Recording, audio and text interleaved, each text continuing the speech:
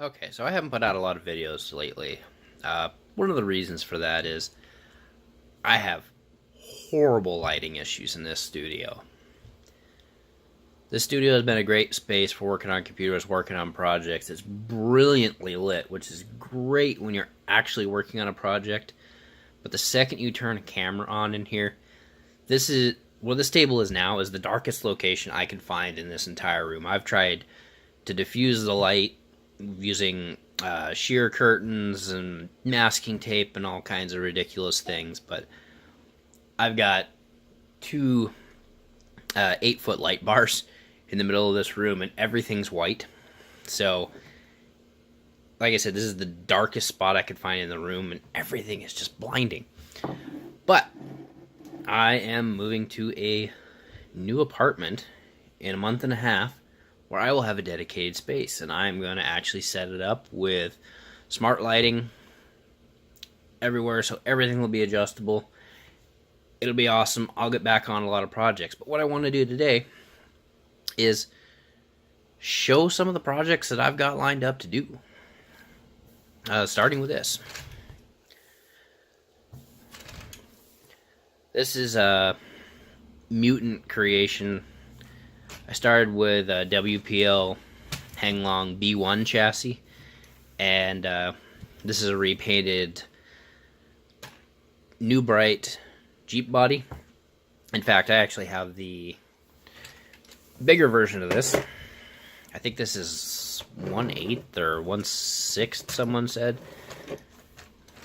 Whereas this is closer to like 1/12. I thought that this Jeep was this one in the thrift store, and I was so excited to have found it after watching Gabriel's videos, which I'll link down below, where he puts this on a C14 chassis, that I grabbed it and I didn't even think about the size. And I got it home and realized it was way bigger than this. I didn't realize there's like 3 different versions of this body that New Bright made in various vehicles. New Bright, you know, I'm not big into Toy Store RCs. I do have a couple, but man, they actually make decent bodies. And they've actually made a lot of creative toy RCs. We'll give them credit for that. The body is relatively unmodified. Absolutely nothing is screwed down, so I'm going to dump parts out when I flip it over. But I still have to make some brackets for the front and rear. You can just see I've got poster tack holding it down to the frame for now, just so I can get the look right. But the important thing is the B1 frame. And for anyone that's familiar with them, you're probably already noticing that something's different. It's been shortened.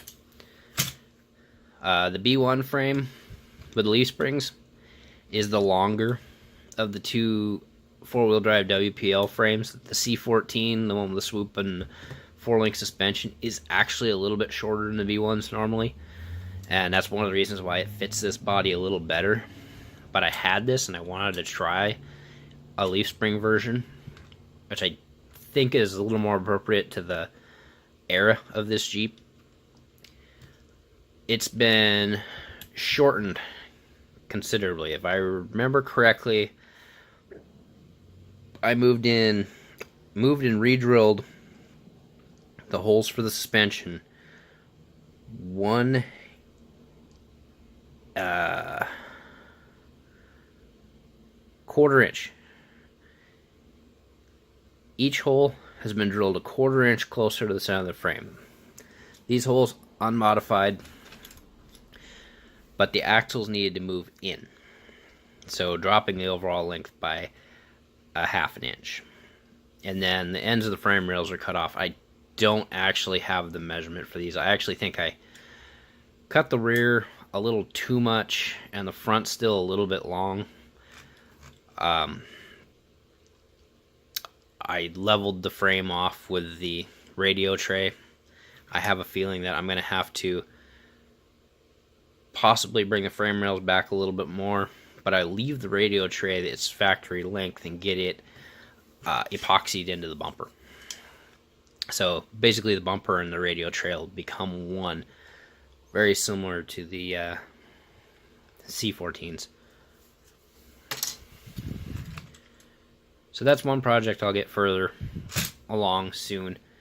It's hard to get anything started right now because I know that I'll have to pack it all up and move it in a couple of weeks.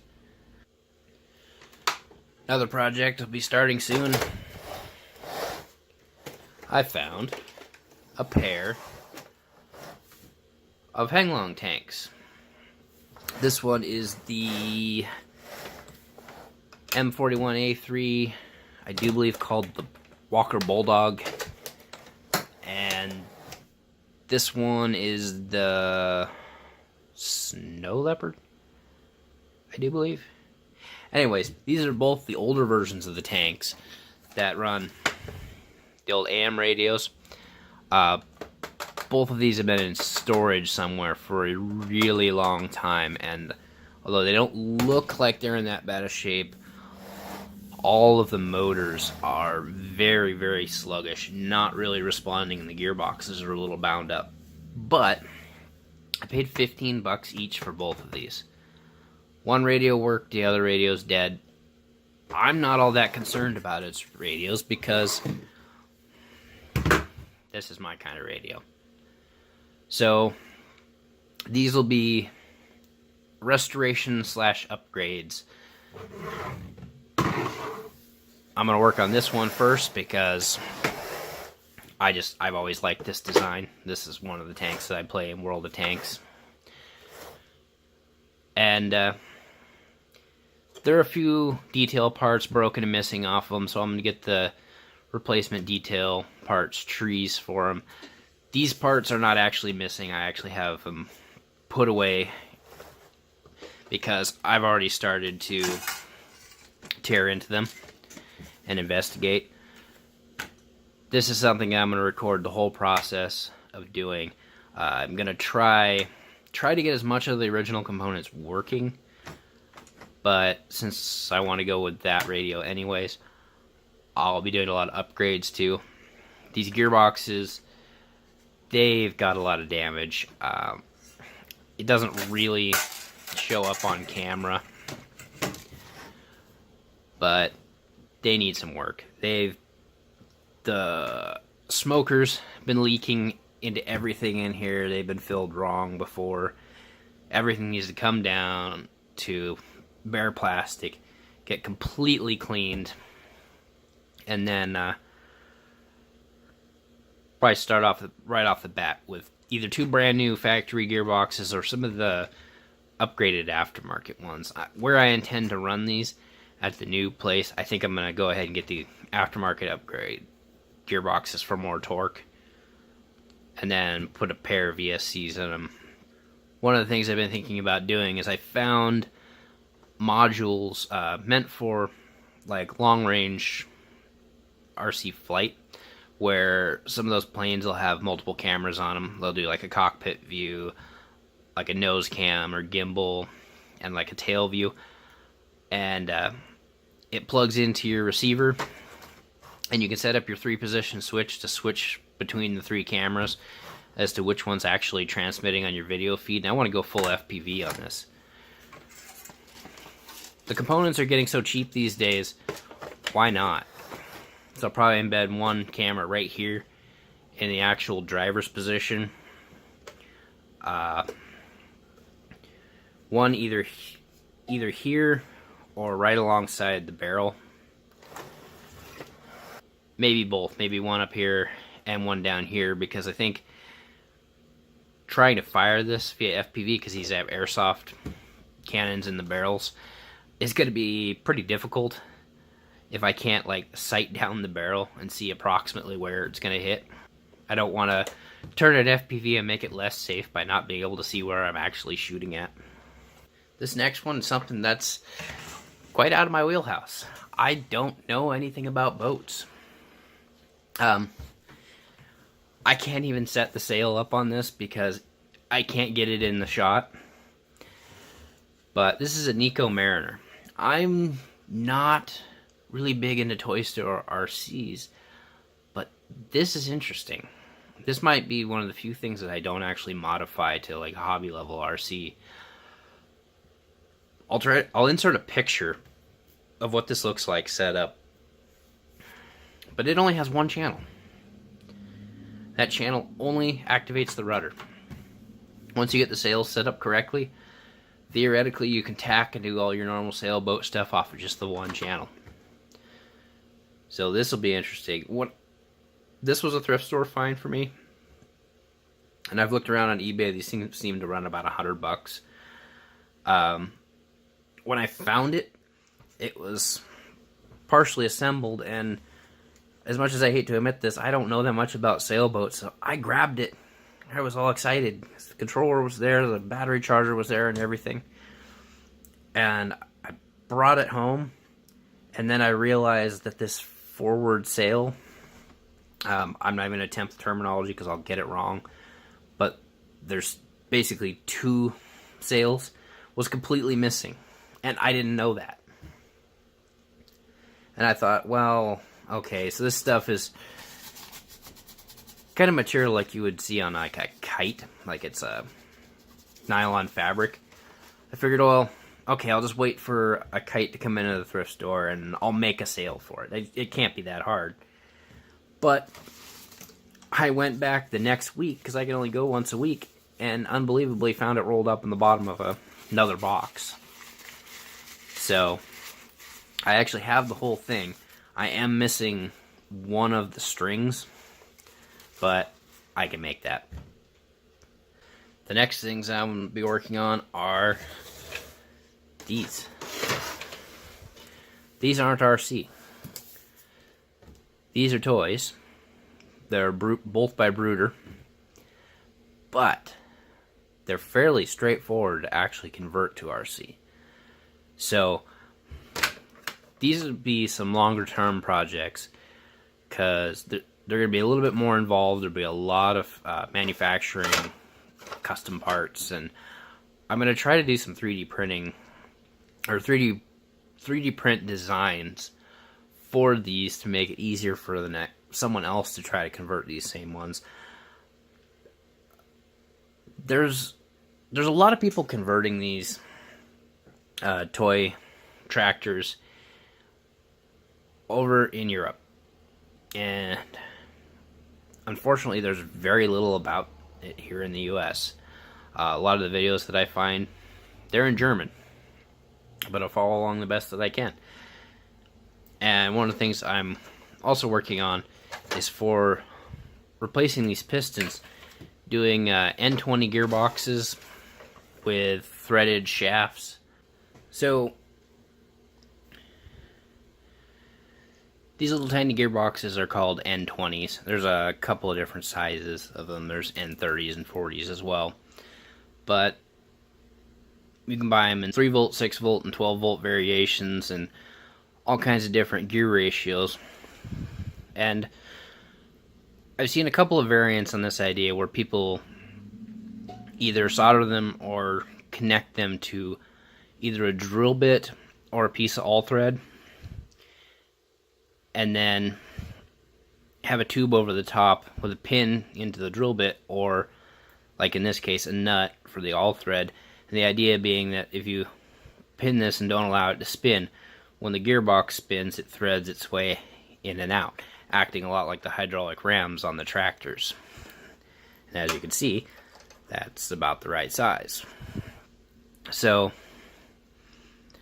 I found these variants on the normal N20 that instead of having just an output shaft with a flat spot, you've actually got a M4 threaded rod. So what I'm trying to do is come up with either 3D printed or really easy to produce brass. Just trying to come up with a way to make it a little more accessible for people who want to do these type conversions, because there's already quite a few readily available gearboxes and things to drive these, or converting servos for continuous rotation, using them to drive these gears. But this is the part that does make things a little harder. So in addition to converting these, this will be a parallel project trying to make this a little more accessible to most people, to where I can just give you a parts list and maybe a link to a 3D printable file, and you can put these together quickly. I'd really like to find an excavator to go with these. But these are thrift store finds. I don't feel any guilt cutting them up. You know, Brooder toys are can be kind of expensive. This one's missing a few pieces, missing this linkage, which it's supposed to be a hydraulic ram, so that's completely irrelevant to me since I'll be putting in my own converted N20 boxes in place of that. Little piece of the deck here, I'll figure out what to do about that later. This one, on the other hand, is in really, really good shape. A little dusty from being stored. Also notable is that these are also approximately 1/16 scale. So 1/16, 1/14, right in that area. They go really well with Tamiya King Hauler big rigs and G.I. Joes, and those size action figures fit in them nicely. The WPL hang-long trucks that I'm using in other projects are also in this scale. It's one of the things I'm actually thinking of doing with this one, because it's not in as good a shape, is actually reworking this one into a military style bulldozer, kind of cutting off some of the damaged stuff, adding some additional armor plates, and then shooting the whole thing OD green. They could fit well with the other vehicles I've got going, fit well with the tanks. Another project would be, I love basket cases. Basket cases being completely hopeless RC projects. Like this one. This thing was actually a dump find. Found just like this. Unfortunately, we never found the tires or body. Everything else seems to be here. It is pretty badly damaged. It took a hard crash. It's got broken braces, torn out screws, a split gearbox. But it was free. I've always enjoyed challenges like this. When I was a kid getting into RC, I got a lot of stuff like this.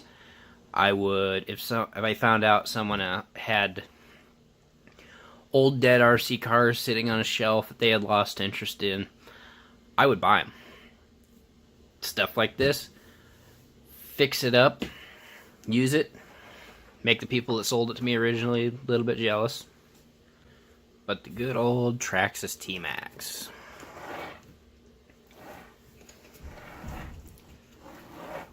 She's dirty. I have not cleaned it up. This thing's been sitting in a storage unit for probably nearly a year. This was exactly how we found it. It's like that carburetor won't be doing us much good.